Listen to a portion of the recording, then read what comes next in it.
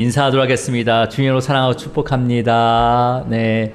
주님으로 사랑하고 축복합니다. 네.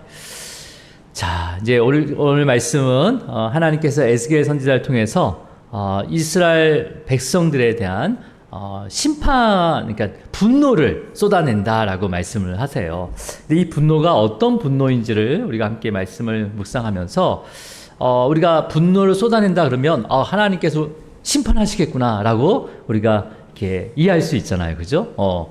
그래서 진노의 잔이 차게 되면 하나님께서 그 진노의 잔을 비우시겠다라는 말씀도 있고, 또 정말 마지막 주님이 다시 오시는 날에는 심판의 불로 심판하시겠다라는 말씀도 하셨어요. 하지만 여러분, 이 성경에 나오는 심판, 이 구약, 특히 이제 뭐예요? 노아, 그러니까 이 구약 창세기를 거쳐서 그 다음에 이 구약 시대, 이 사사기 시대를 거쳐서 선지자, 또 바벨론 포로 시기, 이때 말씀하시는 이 심판에 대한 개념은요, 주님이 오시기 전에 말씀하는 심판이거든요, 이거는요. 그래서 이거는 진멸의 심판이 아닙니다. 근데 물론 이제 사사기를 통해서, 아니 여호수아를 통해서, 여호수아 마지막 장에는 내가 이 땅을 진멸하리라, 그래서 너에게 이 땅을 주겠다라고 말씀하실 때 이 진멸은 완전히 멸절시키는 거예요. 그러니까 이게 바로 심판인 거죠. 그래서 하나님께서 우리가 마지막 날에 그날이 오면 하나님께서 심판하실 때 하나님의 택한 백성은 다 하나님 앞으로 가는 거고, 남아있는 자들을 다 심판하시겠다고 말씀을 하셨죠. 그죠? 자, 그러니까 이 에스겔, 우리 구약의 선지자를 통해서 말씀하시는 심판도 사실은 이 진멸의 심판보다는 이 어떤 단어를 쓰냐면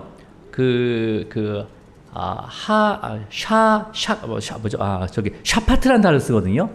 그러니까 판결하다, 그러니까 재판한다, 뭐 이런 의미로 말씀을, 단어를 사용하고 있습니다. 자, 우리 먼저 에스겔 선지자를 통해서 하나님께서 어떠한 말씀을 하시는지, 자, 우리 한번 33절을 한번 읽어보도록 하겠습니다. 20장 33절이죠. 시작.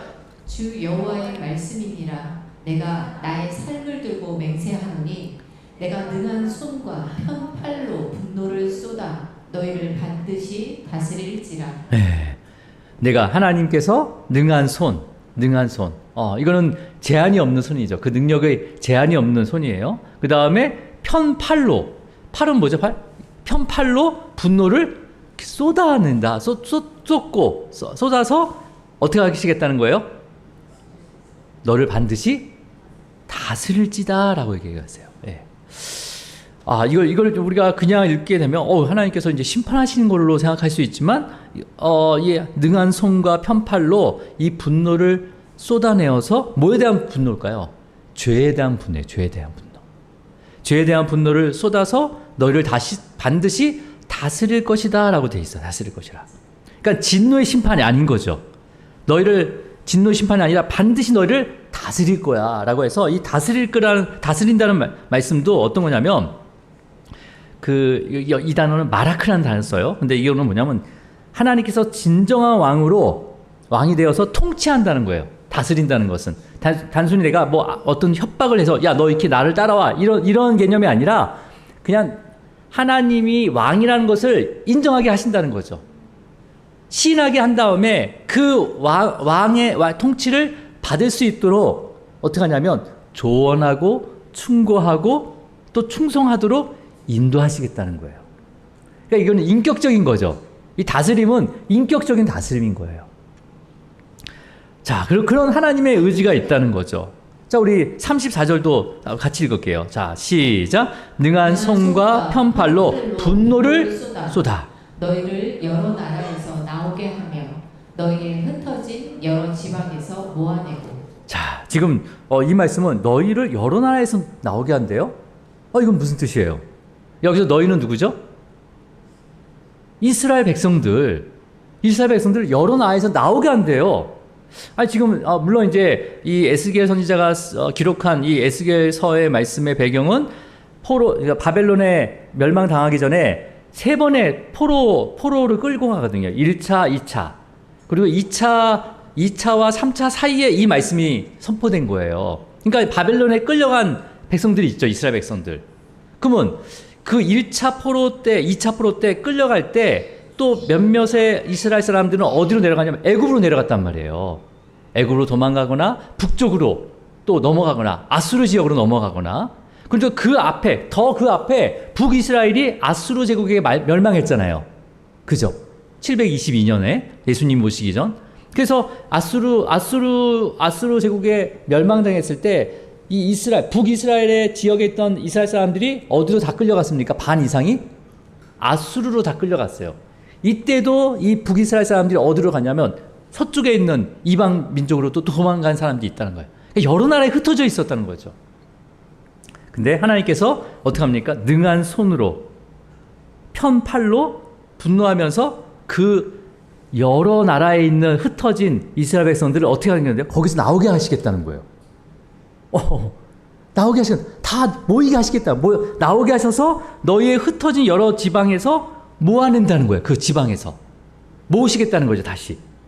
자, 그러면 그러니까 아수르, 애굽 그 외에 모든 지역에 흩어져 있지만 단 한 명이 있을지라도 다 하나님 흩어진 그 사람을 다 어떻게 해요? 모으시겠다는 거예요. 예. 모으셔서 어떻게 할까요? 혼내려고 모으시는 걸까요? 니네 이렇게 도망가 있어. 다 어디 구석탱이 있는 사람 다 나와. 한 대씩 맞아야 돼. 이럴까요? 여러분 지금도 하나님의 능한 손과 편팔로 우리를 흩게 하시기도 하고 다시 모이게 하시기도 합니다. 예. 그러니까 하나님의 주권 가운데 있다는 거예요. 그러니까 그 당시에 그 고대 근동에서 바벨론과 아수르와 페르시아는 존재도 없었어요. 그 당시에. 이런 나라들이 막 세워지고 망하고 이런 모든 것들은 그런 국제적인 정세나 어떤 문제로 인해서 일어난 것 같지만 다 이거는 하나님의 주권 가운데 있었다. 예. 자, 근데 이제 바로 이어서 이제 왜 그렇게 하시는지를 말씀하시는데, 자, 우리 35절로 가겠습니다. 35절 시작. 너희를 인도하여 여러 나라 광야에 이르러 거기에서 너희를 대면하여 심판하되. 자, 그러면 이 사람 나오게 해요. 나오게 하면 어디로 나옵니까? 어디로 나오게 한다는 거예요? 여러 나라의 광야. 그 여러 나라 나오면서 그 나라에 속한 광야들이 있을 거 아니에요, 그죠? 들어가기 전에 그런 어떤 넓은 광야들이 있을 거예요. 그 광야에 이르렀을 때 그 광야에서 어떻게 하신다는 거예요? 너희를 대면하신대요. 이 대면한다는 것은 어떤 거예요? 마주 보신다는 거예요. 어디서 마주 보신다는 거예요? 광야에서. 여러 나라의 광야에, 거기에 이르러서 어떻게 하신다는 거예요? 대면하신대요. 얼굴과 얼굴을 마주하신대요. 그러면서 심판을 하신다고 하세요. 물론 여러분, 이 여러 나라의 광야는 각각의 흩어진 사람들이 모일 때 광야를 통과해서 모이게 되죠. 그죠? 그때 누구를 대면하게 된다는 거예요? 하나님을 대면하게 된다. 하나님을. 물론 여러분, 이 광야는 단순히 지리적인 장소일 수도 있지만, 그러니까 어떤 하나님을 대면하는 장소이기도 한 거죠. 하나님의 대면하는 장소. 그러면서 거기서 심판을 하신대요. 여기도 심판도 샤파트. 그러니까 판결을 하신다는 거예요. 판결을. 자, 근데 여러분, 광야는 어떤 곳이죠? 우리가 말하는 광야? 예? 우리가 정말 지금 기도 중에는 우리가 2년 뒤에 이스라엘을 우리 전 교인이 한번 가기를 원합니다. 갈 수만 있다면. 한 분도 빠지지 않고. 그래서 거기서 예배를 드리고 싶어요. 주일 예배. 왜냐하면 기간이 이스라엘 가는데 오는데 하루잖아요. 그리고 예루살렘 이렇게 보는 데가 시간이 좀 걸리거든요. 근데 너무 촉박하면 내가 뭘 보고 오는지도 모를 수도 있다는 거예요. 너무 힘들고. 그러니까 좀 시간을 가지고 거기서 예배도 드리고, 우리 이렇게 모여서 예배도 드리고, 그다음에 좀 이렇게 거기에 좀 머물렀으면. 그래서 광야도 체험 한번 해보고, 정말 예수님이 걸었던 그 골고다 길이 어떤 길인지도 한번 직접 경험해보고, 주님이 그 연못에서 그 사람들을 치료했던 그곳, 예. 실로암 연못도 보고, 예. 그런 것들 한번 봤으면 좋겠습니다. 우리가 물론 성경이나 여러 가지 자료도 있지만 직접 그 자리에 가보는 거죠. 예. 자, 근데 여러분, 광야는 아무것도 없는 곳이에요. 예. 제가 광야를 언제 경험했냐면, 제가 몽골 선교를 간 적이 있었습니다. 예, 몽골 선교를 갔었는데 이 몽골도 길이 없어요. 그냥 광야, 그냥 어디에요? 그냥 들판을 가면 그게 길이에요. 근데 멀리서 보면 그래도 이렇게 풀이 조금 이렇게 나 있어요. 그래서 이제 거기 화장실이 없으니까 그냥 아무 데나 내려줘요. 그래서 그냥 알아서 해결하고 오래요, 그냥. 근데 그래서 좀 이렇게 또 나가 덤불 같은 게 있거든요. 덤불 같은 게 있고 딱 가잖아요. 그러면 아주 척박한 거예요. 멀리서 와서는 이렇게 평평한 것 같지만 돌짝이에요. 돌짝 완전히. 어떤 걸 심어도 거둘 수 없는 곳이 광야예요. 그리고 정말 차가 지나고 난 다음에 길이 어딘지 모를 것 같아요. 그러니까 길이 나 있지 않아요. 그러니까 또 어떤 곳 지형지물이 다 똑같아요. 평야니까 어디에 있어도 내가 어디를 지나왔는지 내가 어떤 곳에 있는지 잘 알지도 못해요. 그러니까 여러분 거기는 뭐 의지할 것도 없는 거죠. 어디 뭐 피할 것도 없는 거예요. 근데 그곳에서 누구를 대면한다고요? 하나님을 대면한대요. 어떤 의지할 사람도 없고 어떤 의지할 환경도 없는 그 광야 같은 환경 가운데 누가 대면하신다고요? 하나님께서 대면하신다는 거예요.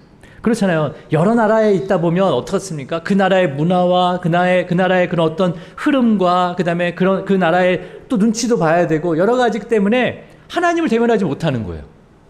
쉽게 말하면 먹고 살기 힘든 거죠. 근데 하나님께서 광야, 그 여러 나라의 광야로 모이게 하셔서 대면하시고 심판하신다는 거예요. 자, 근데 여러분 어떤 심판, 어떤 판결을 할까요? 어떤 판결을 할까요? 하나님께서 마주 보시면서 판결을 한대요. 판결을 어떤 판결인지 오늘 본문절 37절 말씀입니다. 자, 같이 읽을게요. 시작. 내가 너희를 막대기 아래로 지나가게 하며 언약의 줄로 매려니와. 자, 여기서 지금 뭐가 나옵니까? 두 개의 소품이 나와요. 어떤 소품이 나오죠? 막대기. 그 다음에 줄이 나와요. 줄. 근데 그걸 언약의 줄이라고 얘기해요. 자, 근데 줄과 막대기가 있습니다. 그럼 어떤 막대기일까요? 여기서 말하는 막대기는? 자, 보세요. 힌트. 광야 나와요.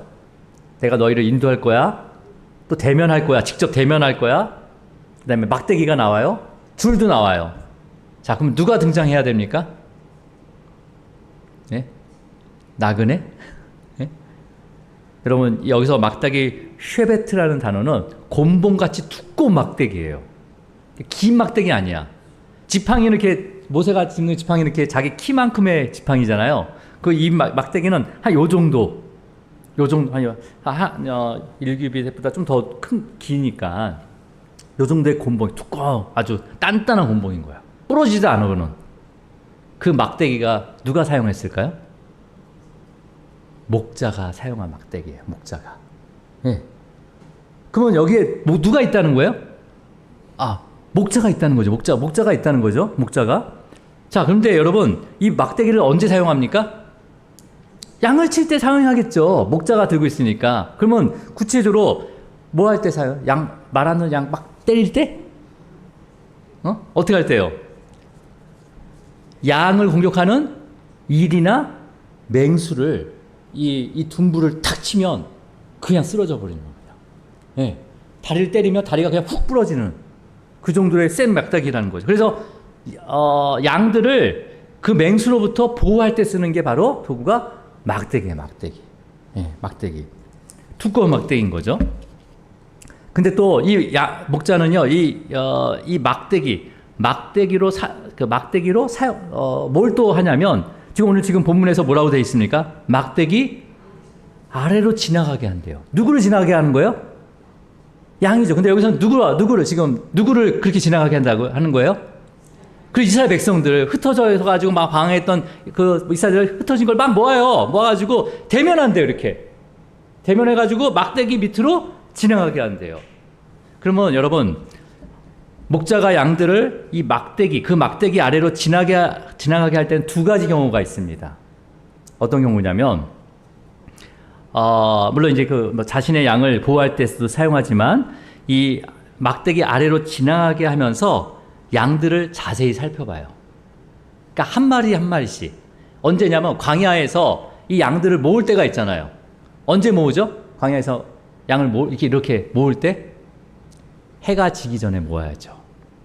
그렇잖아요. 낮에는 그냥 각자 이렇게 풀 뜯고 먹다가 이제 양들을 모아요.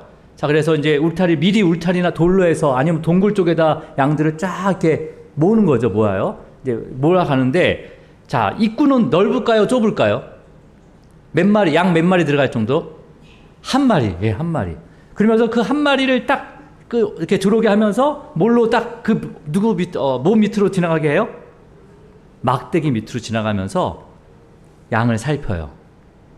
막대기로 양의 콧부터 해서 코에 무슨 진드기가 있나, 뭐 알을 까지 않았나, 아니면 눈곱이 끼지 않았나, 또 귀에 뭐 어떤 벌레가 들어가지 않았나, 그 털에 무슨 어떤 엉겅퀴가 들어가 있지 않나, 뭐 이런 것들을 쭉 하면서 뒷발까지 해서 엉덩이까지 딱 훑어요. 막대기로. 오케이, 들어가. 그래서 건강 상태를 확인하는 거죠. 그러면 상처 나거나 그런 것들은 아픈 양은 어떻게 하겠어요? 옆에 또 이렇게 따로 이렇게 열애시켜가지고 올리브유를 발라주거나 아니면 약초로 해가지고 이렇게 치료해주겠죠, 그죠? 예. 자, 그 다음에 또 어떻게 할까요? 아, 이렇게 막대기로 이렇게 딱 하는데 이 밑으로 지나가는 잘 순종하면서 지나가는 양도 있지만 어떤 양도 있겠어요? 뺀질뺀질해서 안 지나가려는 양도 있겠죠, 그죠? 예. 자, 그런 거 보면 야, 이 양이 그러니까 뭐예요? 양과 염소를 구분한다는 거 보면 이 색깔이나 뭐 형태를 구분한다는 것보다도 염소는 사실 독립적이고 굉장히 교만하고 고집생 동물일 거죠. 그래서 그렇게 구분하는 것처럼 양들도 좀 말 안 듣는 양들을 구별하는 거예요. 분리할 때 사용하는 것도 이 막대기라는 거예요. 막대기. 자, 그렇다면 하나님께서 이스라엘 백성들을 여러 광야 흩어져 있던 정말 하나님을 제대로 대면하지 못한 삶을 살았을 거 아니에요. 여러 나라에 흩어져 있었으니까. 그런 여러 나라의 그 하나님의 백성들을 모으는 거예요. 모아요. 광야로 모아요. 모아서 하나님을 대면하게 되는 거죠. 양들도 지금 누구를 대면하고 있습니까? 목자를 직접 대면하고 있는 거잖아요. 광야에 흩어져 있을 때는 목자가 어디 있는지 뭐 소리만 들었지 사실 자세히 모르거든요. 그런 것처럼 하나님을 대면하면서 그 하나님의 그 막대기 밑으로 지나가는 거죠, 이렇게. 그래서 하나님께서 살피시는 거예요. 그 영혼의 상태가 어떤지, 어떠한 상처가 있는지, 어떠한 아픔이 있는지 하나하나 그 하나님의 그 막대기 아래 지나가게 하셔서 확인하시고 자세히 보시고 관찰하셔서 치유하시는 거죠, 지금. 치유하시는 거예요. 그러면서 또 한쪽으로는 교만하고 고집스러운 양들이 있다면 따로 이렇게 분리하기도 한다는 거예요. 이 막대기를 통해서. 자, 그러면 여러분, 우리가 삶을 살아가면서 여러 나라의 광야를 지날 때가 있습니까? 없습니까? 있죠. 네. 그래서 각자가 이렇게 하나님 앞에 대면할 때도 있지만은 여러 가지 상황과 환경 가운데 하나님을 대면하지 못하는 상황들도 있다는 거죠. 근데 하나님께서 다시 모으셔서 그 광야 같은 곳에서 다시 대면하게 하신다는 거예요. 대면하게 하신다는 거예요. 그러면서 나의 삶을 다 이렇게 하나님께 맡겨드리면서 하나님께서 나의 삶을 다 관찰해 보시고 또 아픈 거, 상처 입은 거, 그 다음에 이런 것들을 하나하나 세세하게 회복시켜 주시는 거죠. 그러니까 광야는 하나님께서 우리를 버리시는 곳이 아니에요. 내가 광야에 있는데 하나님 왜 나를 안 찾으세요? 아니, 오히려 광야에서 하나님께서 대면하기 위해서 광야로 부르신 거예요. 대면하기 위해서. 그리고 그 광야에서 나를 양처럼 하나하나 맹수와 이로부터 보호해 주시고 또 나의 모든 삶을 이렇게 살펴보시면서 회복시켜 주시는 곳이 바로 광야라는 거죠. 그 막대기 밑으로 지나가게 하면서. 네. 자, 근데 여러분, 그런 광야에서 나도 몰랐던 그런 연약함이 발견되지 않는 거잖아요. 그냥 돌아다닐 땐 몰랐어요. 근데 하나님께서 막 낙대기로 쫙 목자가 이렇게 끌고 보니까 코에 애벌레 알이 껴져 있었네 하면서 그런 부분들을 하나하나 이렇게 찝어주고 또 털 사이사이에 그런 더러운 것들이 있다면 그런 것도 엉켜가지고 막 털이 꼬여있다면 그것도 잘라주기도 하고. 네. 그러면서 내 모습이 이런 모습이었네 하면서 또 확인하게 되는 곳이 바로 광야라는 곳이에요. 광야. 그러면서 그 목자에 내가 순종해야 되겠다는 순종을 배우는 것도 어디냐면 광야가 되는 거죠. 그러자 각자의 광야에서 자기 멋대로 살다가 이제는 목자가 모으는 거예요. 내가 너의 진정한 목자고 너를 보호해주고 보살피는 목자다. 그래서 한 마리 한 마리 해가 저물 때 한 마리 불러가지고 그 양들을 체크하고 그 다음에 회복시켜 주시고 순종하는 그런 양들을 또 이렇게 배우는 것이 바로 광야라는 거죠. 여러분 보면 우리가 기독교 역사를 살펴보면 많은 그리스도인들이 핍박이나 박해를 많이 받았어요. 그죠? 그런 광야에서 오히려 그 그리스도인들, 성도들은요, 진정한 신앙과 믿음과 순종이 드러납니다. 그래서 주님의 몸된 교회가 더 정결해지는, 거룩해지는 그런 은혜가 있었던 그 시대가 광야 시대였어요. 광야 시대. 하나님을 정말 대면하고 하나님께 의지했던 시대가 바로 광야 시대였다는 거죠. 자, 여러분, 그러면 하나님의 자녀들이 겪는 광야에서 여러 가지 어려움을 겪을 때 이거는 심판이나 저주가 아니라는 거죠. 하나님의 자녀는요, 어떤 저주도 받을 수 없습니다. 오히려 이러한 광야 시간, 이런 그 광야에서 여러 고난과 어려움을 통해서 하나님을 더 대면할 수 있는 그런 아주 귀한 시간임을 기억하시기 바랍니다. 또 나를 연단하는 시간이기도 하죠. 자, 그러면서 오늘 본문을 다시 읽어보세요. 자, 한번 다시 읽어보세요. 시작. 내가 너희를 막대기 아래로 지나가게 하며 언약의 줄로 매렸니와. 언약의 줄로 맨대요. 자, 이제 줄로 매는 거예요. 자, 목자가 양들을 이렇게 보호하고 목양할 때 양들이 그 목자의 말에 다 순종할까요? 순종하지 않는 양들도 있을까요? 여러분이 그냥 객관적으로 생각했을 때 목자가 양을 이렇게 한 100마리 이렇게 쫙 이렇게 목양을 할 때 그래서 광야에 막 끌고 다니면서 풀을 먹이고 물을 먹이고 또 해가 지면 이렇게 울타리를 쳐가지고 이렇게 한 마리 한 마리 체크하면서 이렇게 할 때 거기에 이렇게 순종하는 양들만 있을까요? 아니면 순종하지 않는 양도 있을까요? 한번 생각해 보세요. 자녀가 여러 명 있으면 순종하는 자녀도 있는 반면에 또 어떤 자녀도 있습니까? 불순종하는 자녀도 있을 수 있죠. 그러니까 양들 중에도 되게 뭐예요? 목이 곧은 양이 있겠죠, 막. 목자를 인정하지 않는 거예요.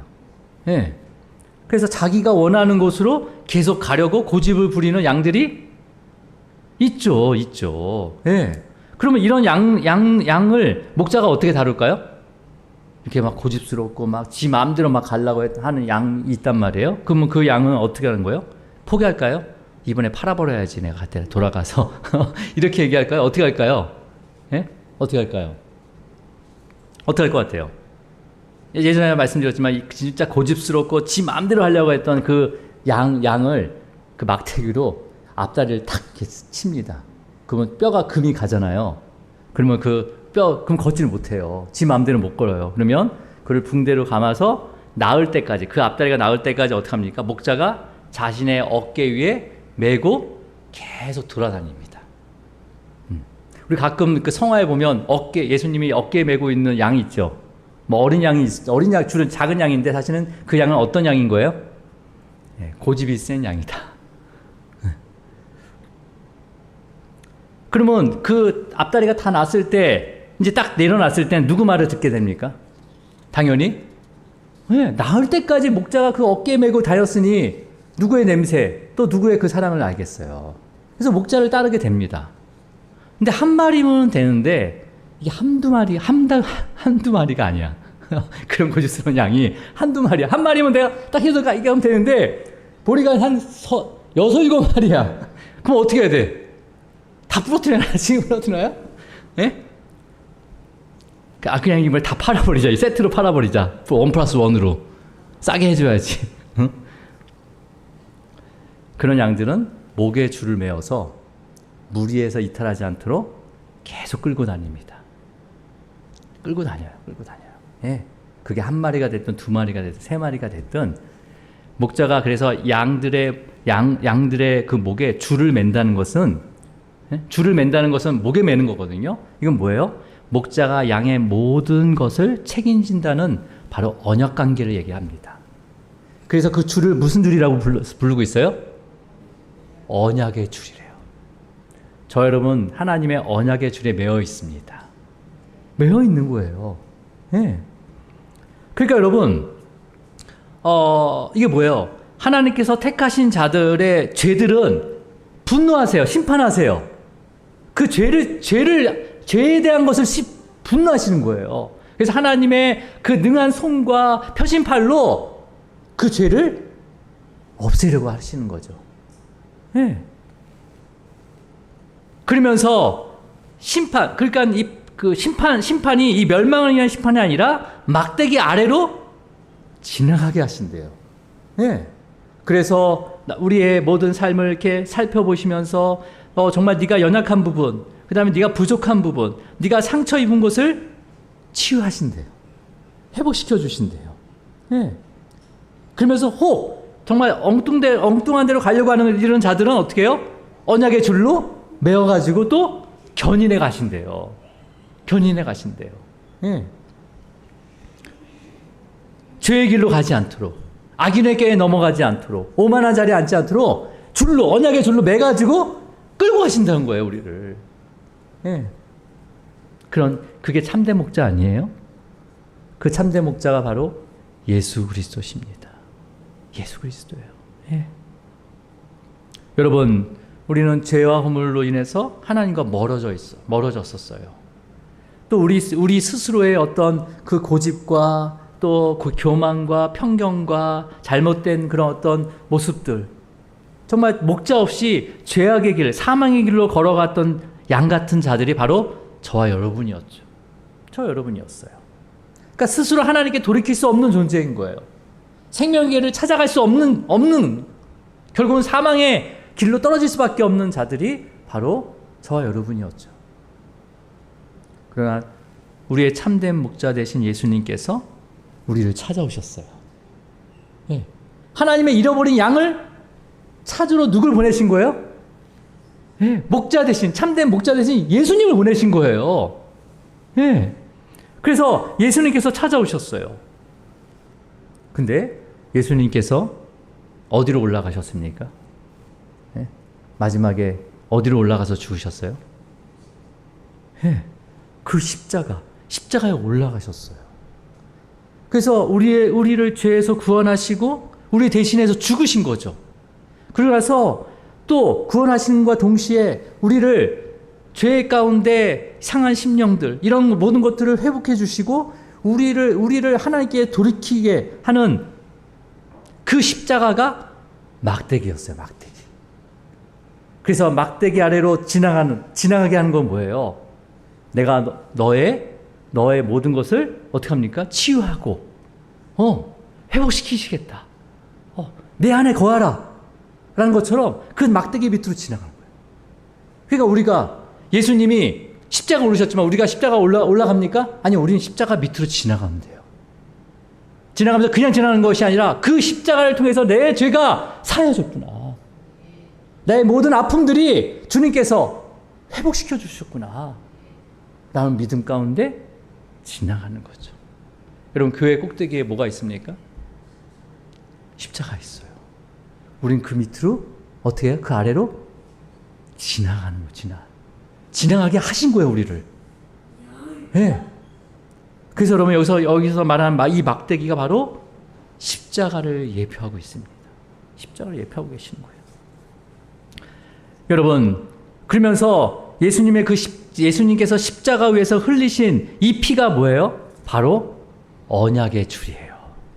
이 보혈 가운데 우리를 메어주셨습니다. 메어주셨어요. 예. 그러니까 여러분, 이 언약의 줄은 어떤 것으로도 끊을 수 없는 바로 사랑의 언약의 줄이라는 거죠. 줄인 거예요. 예. 자기 피로 사신 교회. 예. 그러니까 우리는요,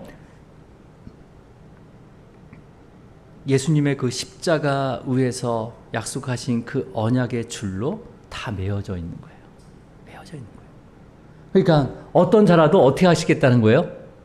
우리는 몰라요. 그 사람이 택한 자인지 아닌지 모르지만 하나님은 분명히 알고 계시잖아요. 그럼 어떻게 하시겠습니까? 우리가 보기에는 야, 저 사람 어떻게 예수님 믿을까? 근데 어떻게 하신다고요? 언약의 줄로 꽁꽁 매가지고 어떻게 합니까? 끌고 오십니다. 끌고 오세요. 끌고 오세요. 복음 아니에요, 여러분. 이게 복음 아니에요.